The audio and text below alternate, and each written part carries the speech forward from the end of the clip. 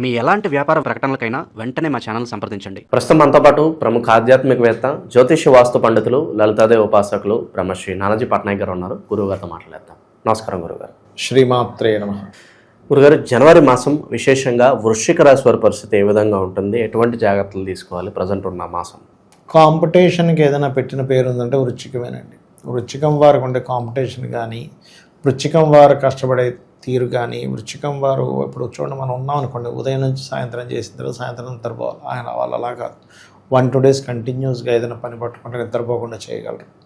ఆ బలం వృశ్చికానికి ఇస్తారు. కాకపోతే అదే రేంజ్లో కొంచెం కాంపిటీషన్గా ఉంటారు. అయితే వీళ్ళకి మొట్టమొదటిగా మొదటి 15 రోజులు 2వ స్థానంలో అధిక గ్రహాలు ఉంటున్నాయి. ఇక 13, 14, 16, 17 తారీఖులు ఒక్కొక్క గ్రహం 3వ స్థానంలోకి వెళ్తుంది. అంటే ముందు శుక్రుడు, తర్వాత రవి. మకర సంక్రాంతి కదా మనకి, సంక్రాంతి సమయానికి రవి మారడం, అంటే 16 కుజుడు మారడం, 17వ తేదీకి బుధుడు మారుతున్నాడు 3వ స్థానంలో వృశ్చికం. అలాగే వీళ్ళకి పంచమ అంటే ఆలోచన స్థానంలో శని ఉన్నాడు, శీలస్థానంలో గృహస్థానంలో రాహు ఉన్నాడు, దశమ కేతు ఉన్నాడు, అష్టమంలో గురువు ఉన్నాడు. ఈ యొక్క గ్రహస్థితి వల్ల అసలు వీళ్ళకి కలిగే శుభ ఫలితాలు ఏమిటి, ఏ విషయాల పట్ల వీళ్ళకించి జాగ్రత్త తీసుకుంటే సరిపోతుంది అనేటువంటి విషయాలు చెప్తుంది. నేనైనప్పటికీ కూడా చెప్పిస్తుంది సాక్షాత్ లలిత అమ్మవారిగా భావిస్తూ. ఫస్ట్ ఆఫ్ ఆల్ ఏంటంటే, ఈ రాశి వారికి ధనపరమైనటువంటి విషయాల్లో ఫస్ట్ 2 weeks చాలా బాగుంటుంది.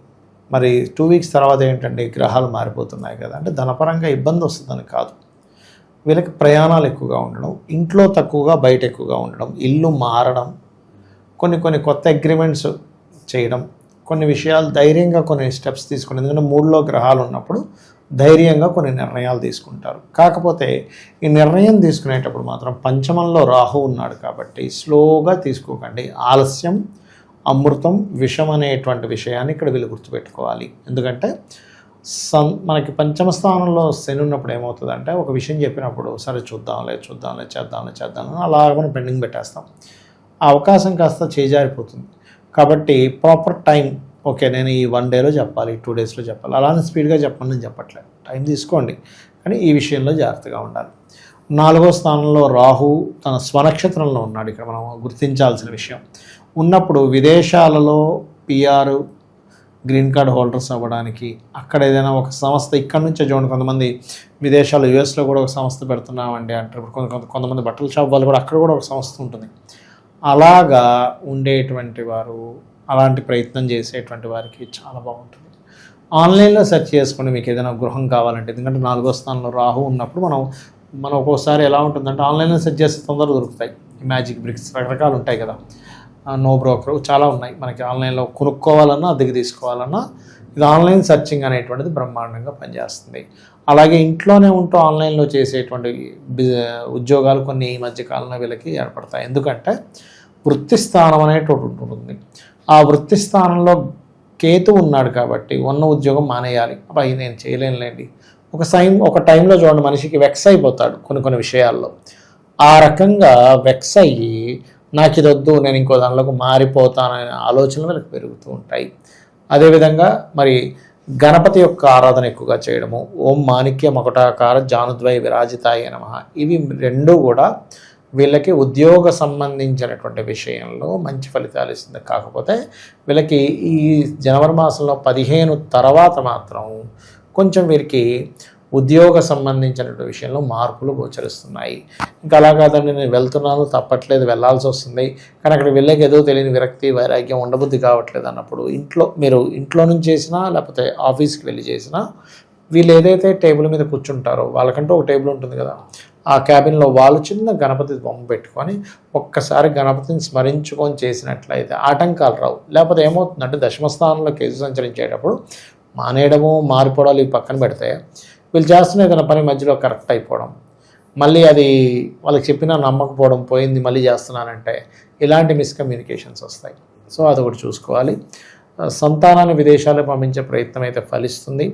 కాలభైరవ అష్టకం, దక్షిణామూర్తి యొక్క స్తోత్రము ఎంత చేసుకుంటే అంత మంచిది చెప్పాలంటే, చండీ పారాయణ ఇలాంటివన్నీ కూడా. అయితే ఇక్కడ పంచమంలో శని ఉన్నందుకు కొంచెం విదేశాల అవకాశాలు ఎలా ఉన్నాయో, కొంచెం సంతానం విషయంలో ఎంతైనా సరే 4వ అధిపతి కాకుండా 3వ అధిపతి కూడా అవుతాడు కాబట్టి శని, అక్కడ మనం సంతానం విషయంలోని, ఫ్రెండ్స్ విషయంలోని, షేర్ మార్కెట్ విషయంలోని, ఏదో ఓల్డ్ రిలేషన్ ఒకసారి చూడండి, అప్పట్లో ఎప్పుడో రిలేషన్ ఉండేది మళ్ళీ వచ్చి కనెక్ట్ అయ్యారంటుంటాం, అలాంటివి కనెక్ట్ అవుతూ ఉంటాయి ఈ టైంలో. అంటే ఎప్పుడో నడిచేదండి, మాకు 5 ఏళ్ళ 10 ఏళ్ళ క్రితం మాకు రిలేషన్ నడిచింది, కానీ మళ్ళీ కనెక్ట్ అయ్యారు, ఏంటో అర్థం కావట్లేదని కొంతమంది ఫోన్ చేస్తుంటారు. అటువంటివి శని పంచమంలో జరిగేటప్పుడు ఇస్తూ ఉంటుంది. ఎందుకంటే ఆ సమయంలో మనిషి యొక్క బుద్ధి మందగించి అటువైపు వెళ్ళిపోతూ ఉంటాడు. అంటే అన్నీ వదిలేసి అవి మళ్ళీ కనెక్ట్ అయ్యారు కదా, బాయ్ కావచ్చు గర్ల్ కావచ్చు, మళ్ళీ వాళ్ళతో చాటింగ్లోకి వెళ్దాం, వాళ్ళని కలవాలనుకోవడం, ఏదో రిలేషన్ పెట్టుకుందాం అనుకోవడం, ఇలాంటివి ఏర్పడుతూ ఉంటాయి. కాబట్టి ఈ విషయంలో జాగ్రత్తగా ఉండాలి.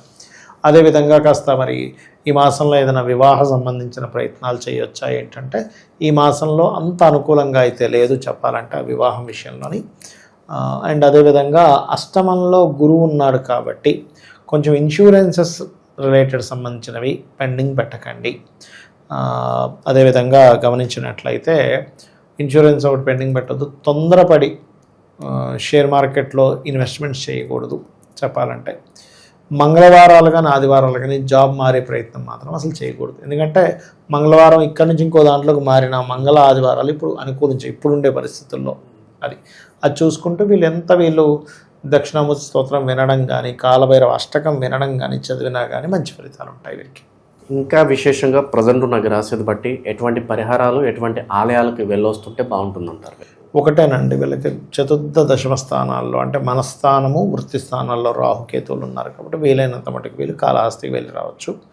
అదేవిధంగా మీరు అంత దూరం వెళ్ళలేని అనుకునేటువంటి వారు నవగ్రహాలలో శని, రాహు, కేతు గ్రహాల దగ్గర దీపారాధన చేస్తే మంచి ఫలితాలు ఉంటాయి.